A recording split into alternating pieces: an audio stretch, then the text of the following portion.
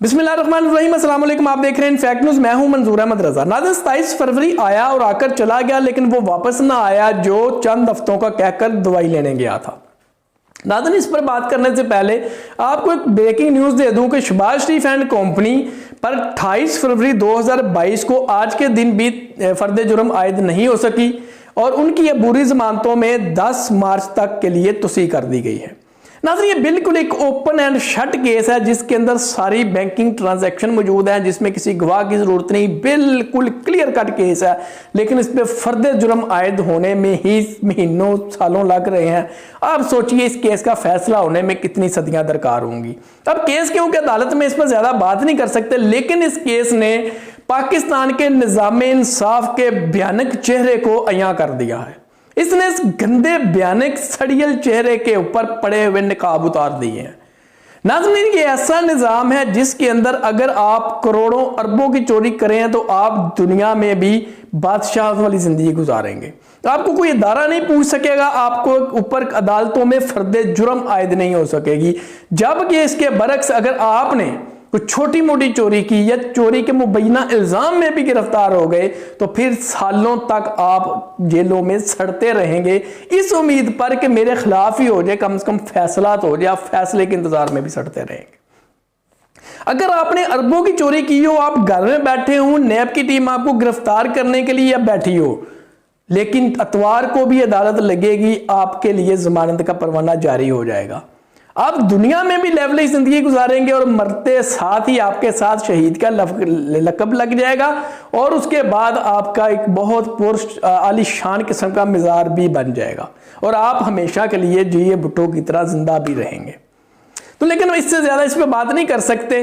तो आप आते हैं आप 27 फरवरी की तरफ। आपने देखा कि 27 फरवरी को मैं तो कम से कम 2627 2 दिन तक इंतजार करता रहा कि हमारी सियासी जमातों, मजहबी जमातें या टोकरा सहाफियत में मौजूद तमाम लिस्ट मैंने इकट्ठी की कि ये सब के सब इनके पाकिस्तान की इस अजीमुल शान फतह के ऊपर क्या कोई प्रोग्राम करते हैं। सियासी जमातें कोई प्रोग्राम करती हैं या कोई बयानात देती हैं या कोई हमारी मजहबी तंजीमें कोई इस पर कोई काम करती हैं, लेकिन 2 दिन के इंतजार के बाद कहीं से एक लफ्ज भी नहीं आया।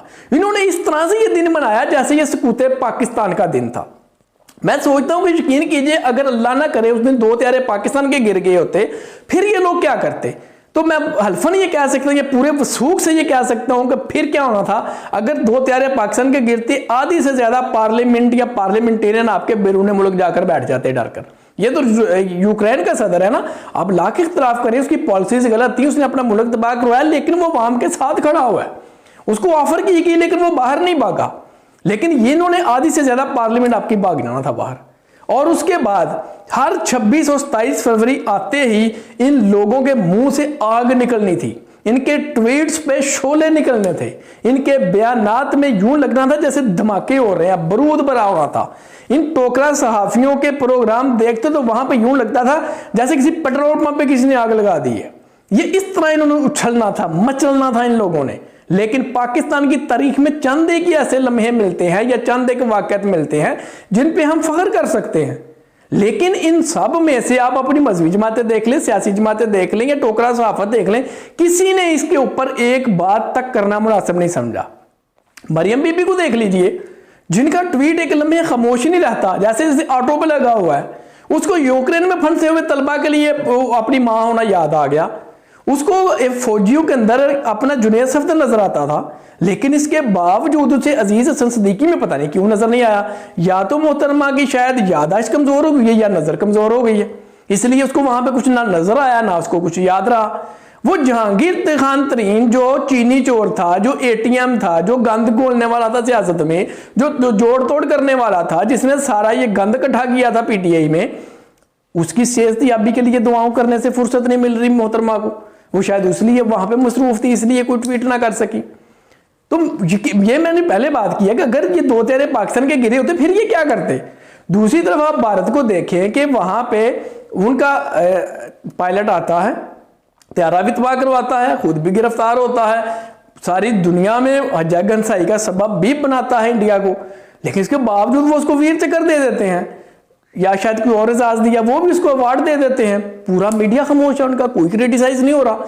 और हमने उनके त्यारे गिराए, हमने फतह का जश्न मनाना था, लेकिन हमारे सबको सांप सूंघ गया।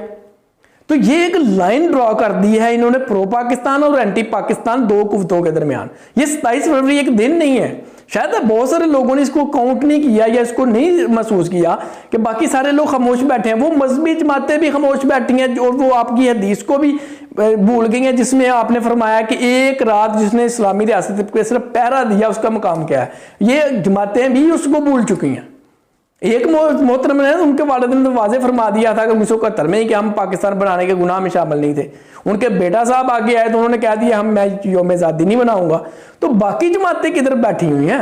इससे ये साबित होता है कि मजहबी जमातें सारी की सारी ये भी उन्हीं खूनखार भेड़ियों की तरह हैं, जिन्होंने सिर्फ इस मुल्क को नोचना है, इसका खून पीना है, इसके अलावा इनकी प्यास नहीं बुझती। पाकिस्तान के साथ इनको कोई तल्लुक वास्ता नहीं है। इसकी अजमत के साथ, इसकी खुशी के साथ, इसकी फतह के साथ इनका कोई सरोकार ही नहीं है। तो इसलिए ये 27 फरवरी को एक दिन के तौर पर ना मनाएं। यहां पे ये देखिए कि कौन किस तरह रिएक्ट कर रहा है, इस पे भी थोड़ा गौर कीजिए कि ये बाकी जिन्होंने रिएक्ट नहीं किया ये किसके हाथों में खेल रहे हैं। और सलाम है उन लोगों के ऊपर जो आज भी इस पीडीएम यानी पाकिस्तान डाकू मूवमेंट को आज भी अपना लीडर मानते हैं या इनको वोट देते हैं। सलाम है उनकी गैरत को, सलाम है उनकी हमीयत को, जो आज भी इन मजहबी जमातों के पीछे आज जाकर अल्लाह और रसूल के नाम के लिए इनके पीछे लगे हुए हैं। ये अल्लाह रसूल के लिए नहीं काम कर रही। ये खूनखार बेड़ियां जो वक्त पड़ने पर आपका खून भी पी जाएंगे, आपके बच्चों का खून भी पी जाएंगे। ये आपके बच्चे मरवाएंगे, खुद नहीं मरेंगे। खुद आज को मसला बनेगी, सारे मजहबी तबका भी बाहर भाग जाएगा, कोई नहीं रुकेगा यहां पे पाकिस्तान में। यह बात आपको समझ लेनी चाहिए। ये 27 फरवरी एक दिन नहीं था, इसने बहुत सारे चेहरे बेनकाब किए। तो इसलिए इन लोगों के ऊपर आइंदा वोट देते वक्त ये सोचिएगा जरा। तो अब तक के लिए इतना ही। अपने मुतल्लिकात का और अपने इस चैनल का बहुत सा ख्याल रखिएगा। जो इस दुनिया से चले गए हैं उनके लिए इस्तगफार करके, जो दुनिया में मौजूद है उनके साथ सिला रहमी करके, और अपने इस चैनल को सब्सक्राइब करके। अल्लाह हाफिज।